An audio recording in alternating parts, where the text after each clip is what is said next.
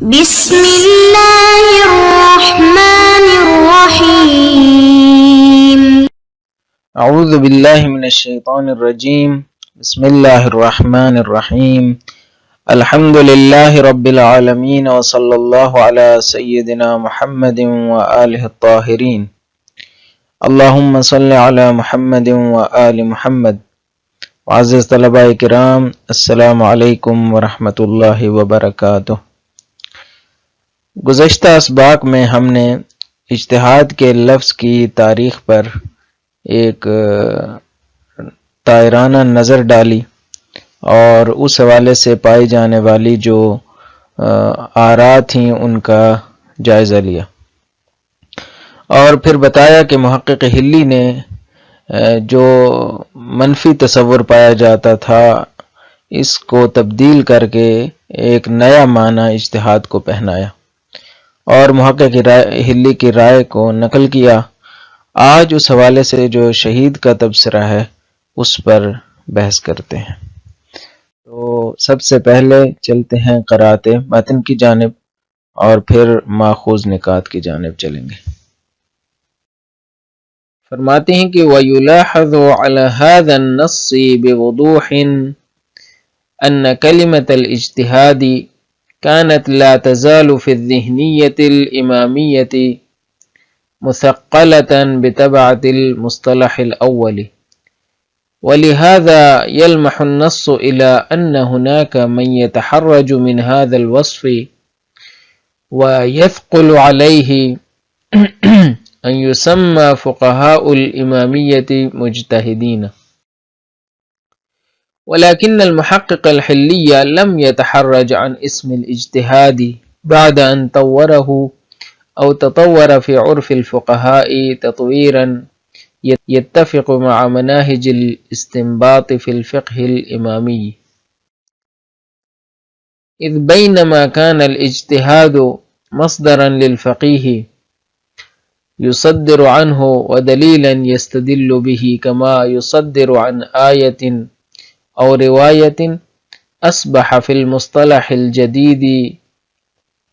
يعبر عن الجهد الذي يبذله الفقيه في استخراج الحكم الشرعي من أدلته ومصادره، فلم يعد مصدرا من مصادر الاستنباط بل صار يعبر عن عملية استنباط الحكم من مصادره الشرعية. یہ تو عبارت تھی. آئیے چلتے ہیں اس سے ماخوذ نکات کی. گزشتہ سبق میں ہم نے اشارہ کیا تھا کہ محقق حلی نے اپنا تمرکز لفظ اجتہاد سے ہٹا کے حقیقت اجتہاد کی طرف کیا ہے اور اس جانب توجہ دلائی ہے کہ حقیقت اجتہاد بہت ہی عمومی نوعیت کی چیز ہے اور یہ قیاس اور استحسان سے بہت وسیع تر معنی رکھتی ہے، اور اس کا مفہوم یہ تھا کہ استدلالی طریقے پر استنباط حکم کیا جائے. استدلال کے ذریعے آپ شرعی حکم کا استنباط کریں تو یہ حقیقت اجتہاد ہے. یوں جو ہے وہ محقق نے قیاس کو جو ہے وہ رد کر کے اجتہاد کی امامیہ کے ہاں اس کو غیر مقبول قسم قرار دیا. یعنی اجتہاد کی غیر مقبول قسم امامیہ کے ہاں قیاس ہے اور ایک مقبول قسم ہے جو دیگر اجتہادات ہیں. آپ خبر واحد کے ذریعے یا جتنے بھی نظری ادلہ ہیں ان کے ذریعے جن کا ظہور نہیں ہے، جن کا ظہور میں کمی پائی جاتی ہے، آپ ان کے ذریعے اگر استدلال کرتے ہیں تو یہ اجتہاد ہو جائے گا. تو یہ وہ چیز تھی جو محقق حلی نے بیان کی اور ہم نے گزشتہ سبق میں اس کی طرف اشارہ کیا. آج کا جو سبق ہے وہ شہید صدر کا جو تبصرہ ہے محقق کے کلام کے اوپر، ہم ان نکات کی طرف آتے ہیں. سب سے پہلی بات جو ہے وہ یہ ہے کہ محقق حلی کے کلام سے یہ اندازہ ہوتا ہے کہ اجتہاد اس زمانے تک کوئی مقبول اصطلاح نہیں تھی. اجتہاد اس زمانے تک مقبول اصطلاح نہیں تھی کہ مقبولیت یافتہ ہو اور فقہا اس سے استفادہ کر رہے ہوں، نہیں، یہ نئی اصطلاح تھی اور محقق پوری کوشش کر رہے ہیں کہ اس کو مقبولیت دیں، کیونکہ ہم نے پہلے بھی نقل کیا تھا کہ علماء کی اکثریت جو ہے وہ اس کو نہیں مانتی تھی۔ اور دوسرا نقطہ یہ ہے کہ محقق کحلی نے بے باکی کا مظاہرہ کیا اور اجتہاد کی اصطلاح کو نیا رنگ پہنایا، یعنی جو جدید معنی دیا، گزشتہ جو رائج معانی تھے کہ اصطلاح اس میں اجتہاد، قیاس اور اس جیسے جو دیگر ادلہ ہیں جو غیر مقبول شمار ہوتی ہیں، ان کے مساوی قرار دیا جاتا تھا اور ذاتی رائے کے طور پر استعمال ہوتا تھا۔ محقق نے اس کو مقبول رنگ پہنایا اور بتایا کہ یہ جو رائے ہوتی ہے یہ ایسی رائے ہے جو قیاس کے اوپر مبنی نہیں ہے، بلکہ شرعی جو منابع اور مصادر ہیں یعنی قرآن و سنت، اس کے اوپر مبنی ہوتی ہے۔ یہ نئی تفسیر امامیہ کے مناہج استنباط سے سازگار تھی، یعنی شہید کا یہ ماننا ہے کہ جو محقق کحلی کی جو تفسیر ہے اجتہاد کے حوالے سے، یہ امامیہ کے جو مناہج استنباط ہیں، جو روش ہائے استنباط ہیں، اس کے ساتھ سازگار تھی، یعنی ایسا نہیں تھا کہ محقق نے جو تفسیر پیش کی ہے وہ مبانی کے ساتھ سازگار نہ ہو۔ کیسے سازگار تھی؟ یہ جملہ اس کی وضاحت کر رہا ہے، کیونکہ اس تفسیر کے مطابق اجتہاد سورس نہیں تھا، ماخذ نہیں تھا، بلکہ میتھڈ تھا، روش تھی، روش استنباط تھی۔ پس اجتہاد ایک طریقہ استدلال ہے، ایک خاص طریقہ استدلال ہے جس کو محقق نے کہا ہے کہ ایسے موارد میں جہاں پہ نصوص کا ظہور اتنا واضح نہ ہو، اگر آپ عقلی طور پر اس کو مستند کر کے بیان کرتے ہیں اور یہ کہتے ہیں کہ مجھے یہ سمجھ میں آیا ہے، تو یہ اجتہاد ہو جائے گا۔ تو یہ جو اجتہاد کا جو یہ معنی تھا، یہ سورس کے معنی میں نہیں تھا۔ ایسا نہیں تھا کہ اجتہاد جو ہے وہ ماخذ ہو، بلکہ اجتہاد ایک میتھڈ یا روش ہے۔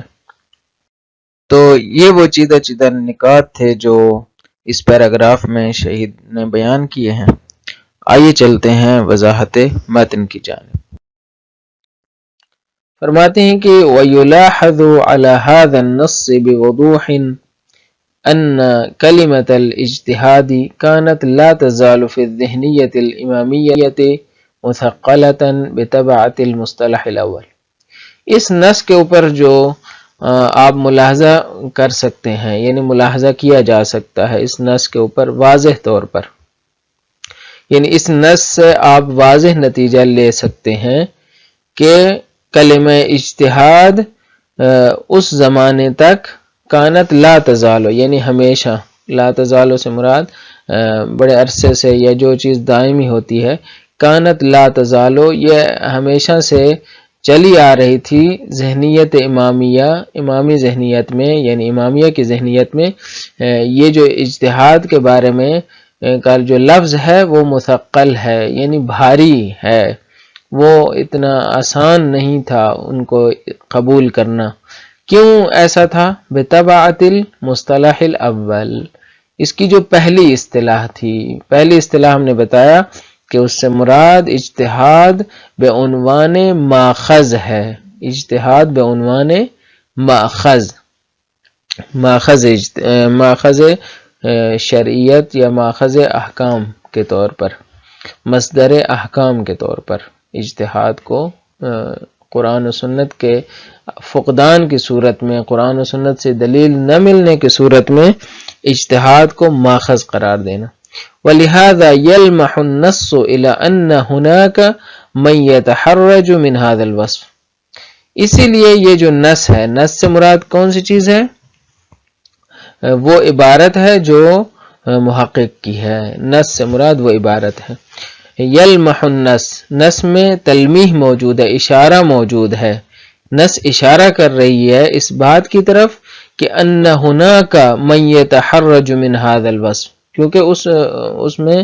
نص میں یہ چیز سوال کے طور پر آئی تھی کہ پھر امامیہ اہل اجتہاد ہوں گے، تو یہ تعجب اور سوال تھا اس محقق کی عبارت میں جو المعارج میں تھی، تو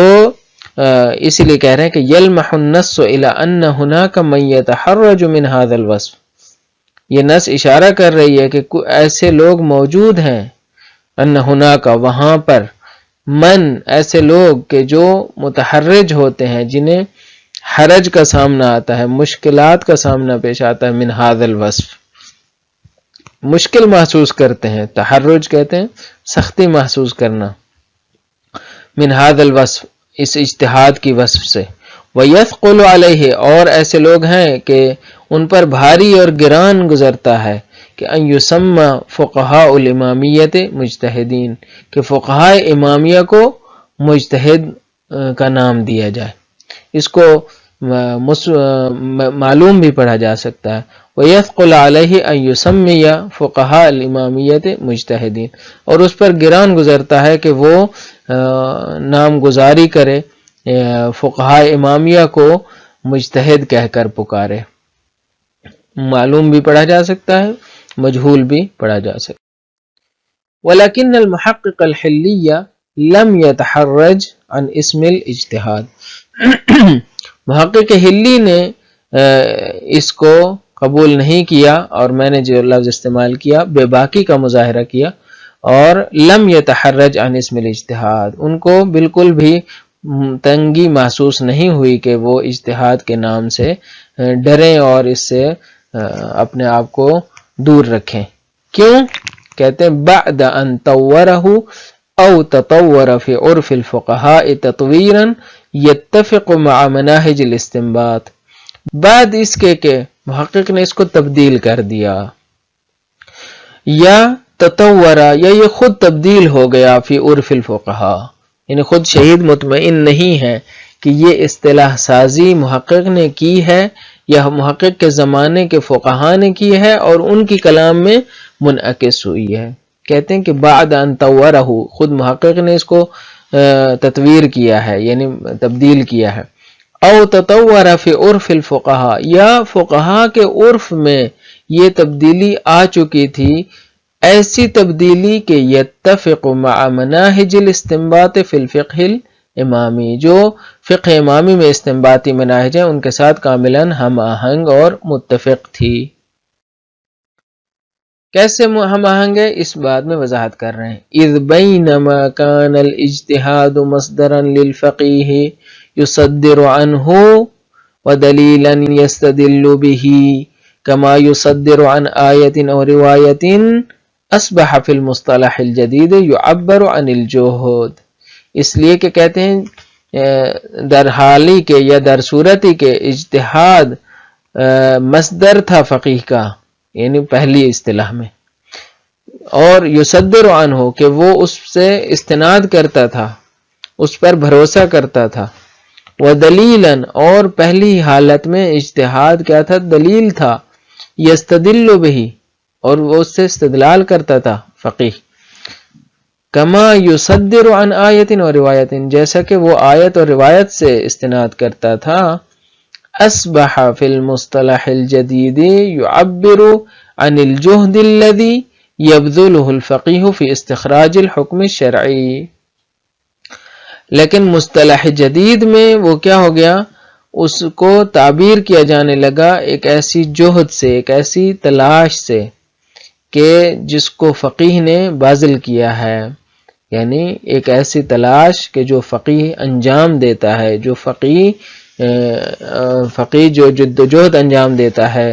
کس کے لیے جد و جہد کرتا ہے؟ فی استخراج الحکم الشرعی من ادلتہ، حکم شرعی کو ادلہ سے استخراج کے حوالے سے، حکم شرعی کو ان کے دلائل سے استخراج کرنے کے حوالے سے، و مصادر ہی اور اس کے مصادر سے استخراج کرنے کے حوالے سے۔ پس پہلا معنی یہ تھا کہ اجتہاد کیا ہے؟ مصدر ہے، پہلے معنی میں اجتہاد کیا ہے؟ مصدر ہے، مصدرا للفقیہ، اور دوسرے معنی میں جہد ہے، ان الجہد الذی یبذلہ الفقیہ، بس یہ جہد کیا ہے؟ روش ہے۔ فلم یعد مصدرا، لہذا جب مصدر نہیں ہے روش ہے تو فلم یعد مصدرا من مصادر الاستنباط، یہ مصدر نہیں ہے مصادر استنباط میں سے، بل صار یعبر عن عملیت استنباط الحکم من مصادرہ الشرعیت، بلکہ اس کو تعبیر کیا جاتا ہے، تعبیر کیا جانے لگا عملیات استنباط حکم سے۔ یہ وہی روش ہے کہ عملیات استنباط حکم من مصادر شرعیہ، شرعی مصادر سے حکم کو استنباط کرنے کا ایک عملیات ہے۔ عملیات کی ہم نے تعریف کئی بار بیان کر دی ہے، مجموعۃ اعمال، ایسا مجموعہ ہوتا ہے اعمال کا جسے ہم استنباطی پروسیجر بھی کہہ سکتے ہیں۔ بس یہ وہ تعریف ہے جو محقق نے اس حوالے سے بیان کی، اور اس بنیاد پہ اجتہاد کا جو معنی تھا وہ مثبت ہو گیا۔ تو یہ آج کا سبق تھا، اس کا خلاصہ یہ ہوا کہ آج ہم نے محقق حلی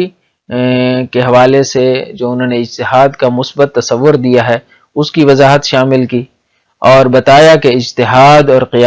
قیاس میں انہوں نے مساوات سے انکار کر دیا اور اجتہاد کو ایک وسیع پیمانے پر دیکھا، اور امامیہ کا اہل اجتہاد ہونا ثابت کیا، بِإِن معنی کہ امامیہ اہل قیاس نہیں ہے لیکن اہل اجتہاد ہیں، اہل استدلال ہیں، اور وہ ادلہ سے کیا کرتے ہیں؟ رائے قائم کرتے ہیں، شرعی دلائل کی روشنی میں اپنا اجتہاد پیش کرتے ہیں۔ امید ہے یہ سبق بھی آپ کے لیے مفید واقع ہوا ہوگا۔ دعا ہے کہ خداوند متعال آپ کو سلامت رکھے اور اللہ تعالیٰ آپ کا حامی و ناصر ہو۔ والسلام علیکم ورحمۃ اللہ وبرکاتہ۔